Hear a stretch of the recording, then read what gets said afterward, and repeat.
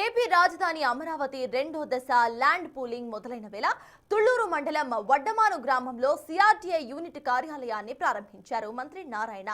ఈ సందర్భంగా పలువురు రైతులు మంత్రి దృష్టికి ఇటు కొన్ని డిమాండ్స్ తీసుకొచ్చారు. అమరావతి రెండో దశ ల్యాండ్ పూలింగ్ కు భూములు ఇవ్వడానికి తమకు ఎలాంటి ఇబ్బంది లేదని, అయితే ఇప్పుడిచ్చే అగ్రిమెంట్ ప్రకారం అయితేనే రైతులకు ఆమోదయోగ్యం కాదని అన్నారు రైతులు.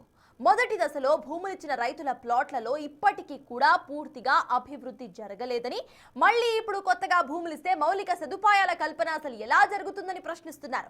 భూ సమీకరణకు చట్టబద్ధత కల్పించాలని, 3 ఏళ్లలో ప్లాట్లు అభివృద్ధి జరగకపోతే ఎకరాకు 5 లక్షల రూపాయలు ఇవ్వాల్సిందేనని డిమాండ్ చేశారు. పూర్తి డీటెయిల్స్ మా ప్రతినిధి మణికుమార్ అందిస్తారు.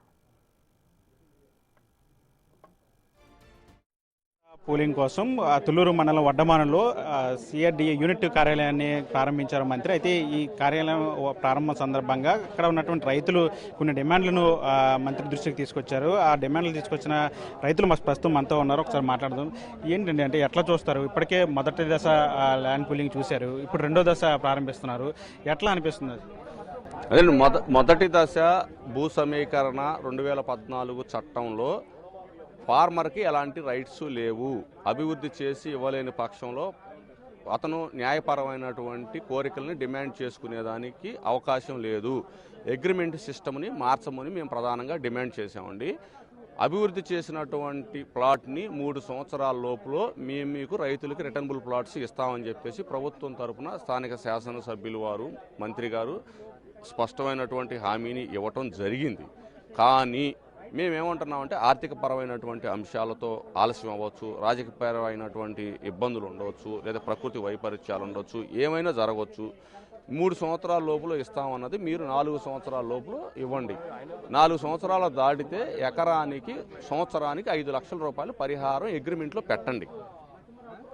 మేము ఫార్మరు సేఫ్ సైడ్గా ఉంటాడు అనేది మేము ప్రధానంగా డిమాండ్ చేస్తాం. ఆ విషయాన్ని ఎమ్మెల్యే దృష్టికి తీసుకెళ్ళినప్పుడు ఆయన కూడా మిమ్మల్ని ఒక మాట అడిగారు, మీరందరూ అట్లా చేస్తే మీరందరూ భూములు ఇచ్చేస్తారా అని చెప్పి. మీరు అగ్రిమెంట్ కండిషన్స్ చేంజ్ చేసినప్పుడు కదా మేము రైతులతో మాట్లాడుకోవాలా, సమాలోచన చేసుకుని మేము ఇవ్వాలి కదా. ఇప్పుడు మేము అంటుంది మీరు ఇస్తే అంటే ఇప్పుడు మేము ఇవ్వమని వచ్చారా? మీరు కాదు కదా. మేము మా భూమి కావాలని వచ్చారు కదా. మేము కావాలని వచ్చినప్పుడు మా డిమాండ్స్ని మీరు పరిశీలన చేయండి. మేము పరిశీలన చేసినప్పుడు మీరు యాక్సెప్టెన్స్ అయితే ఎందుకు 5 లక్షల రూపాయలు వస్తాయి, చేయలేకపోతే 5 లక్షల రూపాయలు వస్తాయి, సంవత్సరానికి 5 లక్షల రూపాయలు వస్తాయి. ఖచ్చితంగా ఏ ప్రభుత్వం మారినా కూడా వాళ్ళకి ఆర్థిక భారంగా ఉంటుంది, ఖచ్చితంగా అభివృద్ధి చేస్తారు అని చెప్పేసి మేము కన్విన్స్ చేసుకుంటాము ఫార్మర్స్ని. ఇప్పుడు మీకు చేతి నిండా పని ఉంది అక్కడ మొదటి దశలో. ఇంకా అభివృద్ధి కార్యక్రమాలు ఏమీ ఇంకా స్పష్టతగా కనపడేటటువంటి వాతావరణం లేదు. మళ్ళీ మీరు రెండో దశ భూ సమీకరణ కోసం వచ్చారు. మీ ఆర్థిక పరిస్థితి ఏందనేది రైతులుగా మాకు ఎట్లా తెలుస్తుంది? అది మేము అభివృద్ధి చేస్తారనుకుంటున్నారా, చేయలేదనుకుంటున్నారు గవర్నమెంట్? అది మీరు ఇప్పుడు గతంలో వాళ్ళకి కూడా చెప్పారు, ఇదే మాట చెప్పారు. 3 సంవత్సరాల లోపల అభివృద్ధి చేసేస్తామన్నారు. ఇది 12వ సంవత్సరం వాళ్ళు ఇచ్చి. ఇప్పుడు ప్రభుత్వం మారితే ఏంటి? సరే, ఈ ప్రభుత్వానికి రాజధాని మీద అభివృద్ధి చేయాలనేటటువంటి ఆకాంక్ష ఉంది అనేది అందరికీ స్పష్టమైనటువంటి విషయమే. కానీ ఆర్థిక సమస్యలతో ఆలస్యం అవ్వచ్చు. లేదు, 5 ఏళ్లకోసారి జరిగే ఎన్నికల్లో ప్రభుత్వం మ్యాండేట్ని కోల్పోతే మాకు భద్రత ఏంటి అని అడుగుతున్నాం మేము. ఇప్పుడు గతంలో 2019-24లో ప్రభుత్వం మారిన రోజున 2014-19 మధ్య అప్పటి తెలుగుదేశం ప్రభుత్వం భూములు తీసుకుంది. 2019-24 మధ్య ఆ భూముల్ని అభివృద్ధి చేసేదానికి, రాజధాని అభివృద్ధి చేసేదానికి, అమరావతిగా అభివృద్ధి చేసేదానికి ఆ ప్రభుత్వం ఇష్టపడలేదు. ఇష్టపడినప్పుడు రోడ్డు మీద పడ్డారు కదా రైతులు. వాళ్ళకి రక్షణ లేదు కదా, వాళ్ళకి చట్టం లేదు కదా. సరే, మళ్ళీ ప్రభుత్వం వచ్చింది, వాళ్ళు డిస్టర్బ్ చేశారు, చేస్తామంటున్నారు.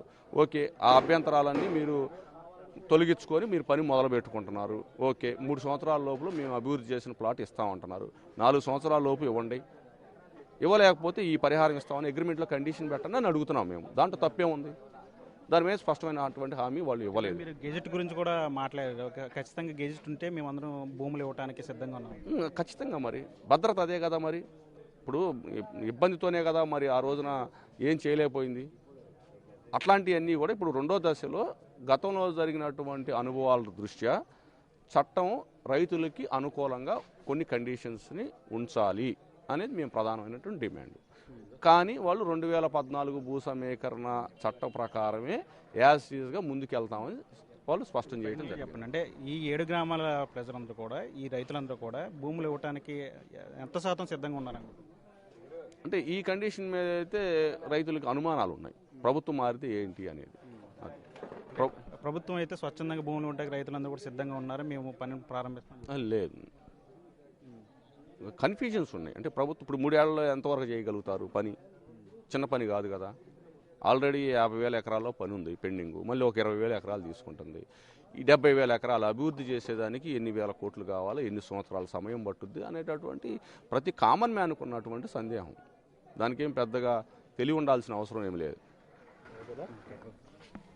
మీరు చెప్పండి, అంటే ఎట్లా అనుకుంటున్నారంటే ఇప్పటికే మొదటి దశ చూశారు అని ఏం చెప్పాలనుకుంటున్నారంటే రెండో దశ పోలింగ్? మాకు ప్లాట్లు మేము కోరుకున్నట్టుగా మాకు ఇస్తే ఇబ్బంది ఏమీ లేదు. ఇవ్వకపోతే మాకు ఇబ్బంది కదా. తొలిగా మేము ఇచ్చాము, వాటికి ఇంకా ప్లాట్లు పలానా సాట అనేది ఇంతవరకు రాలేదు. పేపర్లు అయితే ఇచ్చారు, దానికి ఇంతవరకు ఏమీ లేదు. ఇక మరి ఇప్పుడు మళ్ళీ ఇస్తే మళ్ళీ ఏంది? అంతకు ముందులా కాదు, ఈసారి పక్కా ప్రణాళికల ప్రకారం వెళ్తున్నాం, ఖచ్చితంగా మౌలిక సదుపాయాలు మీకు ఇచ్చిన ప్లాట్లో ఏర్పాటు చేస్తామని చెప్తాను. మీకు ఏమైనా నమ్మకం ఏమైనా అనిపిస్తుంది? చేస్తున్నారు, చేయడం చేస్తున్నారు. అవి ఎప్పుడు ఇచ్చేది ఇంకా తెలియదు కదా. ఇవ్వాలిగా ఇచ్చిన రోజుగా మాకు లోగడ ఇచ్చాము, వాటికి పేపర్లు అయితే ఇచ్చారు. మాకు మళ్ళీ ఇప్పుడు ఇస్తే మళ్ళీ ఏంది పరిస్థితి అనే ఆలోచన మాకు. మాకు గజాలు పెంచాలి, మెయిన్ కౌలు పెంచాలి. అది అంటే మీరు చెప్పండి, అంటే ఎట్లా చూస్తారు రెండో దశ పోలింగ్కి సంబంధించి? మీరు ఇందాక మంత్రి మాట్లాడడం కూడా విన్నారు, కొన్ని ప్రశ్నలు కూడా అడిగారు. అయితే కౌలు పెంచమని అడుగుతున్నాము, గజాలు పెంచమని అడుగుతున్నాం. అది ముఖ్యమంత్రి గారి దృష్టికి తీసుకెళ్తామంటున్నారు. దాన్ని బట్టి చూసి మాట్లాడుతాను. స్పాట్లో అయితే రుణమాఫీ చేస్తామని చెప్పారు, 1,00,000. మాకు ఇబ్బంది ఏం లేదు దాని గురించి. అంటే ఈ ప్లాట్లు అభివృద్ధి చేసి ఇవ్వడంలో కొంతమంది రైతులు సందేశం వ్యక్తం చేస్తున్నారు, అట్లా ఏమన్నా? అభివృద్ధి చేసిస్తే అందరికీ బాగుంటుందని మేము అనుకుంటున్నాం. అది కూడా జరగాలి. అభివృద్ధి జరిగితేనే బాగుంటుంది. అభివృద్ధి జరగంది మనకి ఎన్ని ఇచ్చినా ఉపయోగం ఏం లేదు కదా. అది అంటే కొంతమంది గెజెట్ లేదు రాజధానికి, మళ్ళీ ప్రభుత్వం వస్తే ఇంకో ప్రభుత్వం వస్తే మారిపోతుంది. అది కేంద్రంతో మాట్లాడి చేస్తా అంటున్నారు. కేంద్రం కూడా బిల్లు పెట్టింది అంటున్నారు. అది అతి త్వరలో వస్తుందని చెప్తున్నారు. అది వస్తే అందరికీ బాగుంటుంది. రాజధాని ఓవరాల్ రైతులందరూ భూములు ఇవ్వడానికి సిద్ధంగానే ఉన్నారు. దాదాపు 90% సంతృప్తిగానే ఉన్నారండి. అది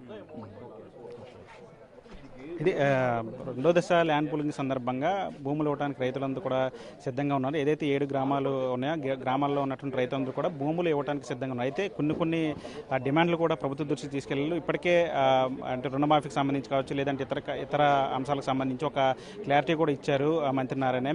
మిగిలినటువంటి విషయాలన్నింటిలో కూడా ఏదైతే గ్రామాల్లో ఉన్నటువంటి మౌలిక సదుపాయాలు, మరోవైపు ప్లాట్లను అభివృద్ధి చేసి ఇవ్వడంలో ఒక క్లారిటీ రావాలంటే, అదేవిధంగా గెజిట్ గురించి కూడా వీలైనంత త్వరగా దృష్టి పెట్టి దాన్ని కూడా ఒక కొలిక్కి తీసుకురావాలని చెప్తున్నారు. ఈ విధంగా కొన్ని డిమాండ్లు అయితే పెడుతున్నారు. ఓవరాల్గా అయితే రైతులందరూ కూడా భూములు ఇవ్వడానికి సిద్ధంగా ఉన్నట్లు అయితే మనకి తెలుస్తోంది. వల్లితో మరి బిగ్ టీవీ అమరావతి నుంచి.